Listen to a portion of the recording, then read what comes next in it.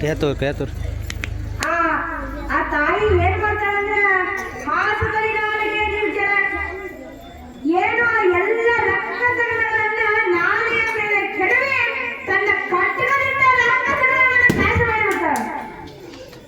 ಜೈ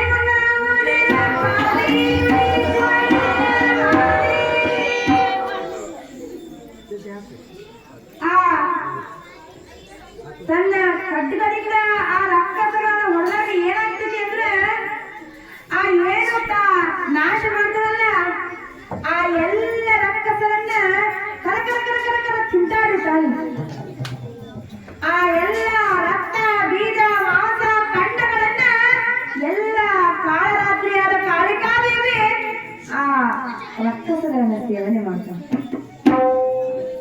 ನೋಡ್ರಿ, ಅದಕ್ಕೆ ಮನುಷ್ಯನಿಗೆ ಹೇಳೋದು ಆಸೆ ಮನುಷ್ಯನಿಗೆ ಒಳ್ಳೇದಲ್ಲ. ನೋಡ್ರಿ, ಒಂದ್ ಊರಾಗ ಏನಾಗಿತ್ತು ಅಂದ್ರೆ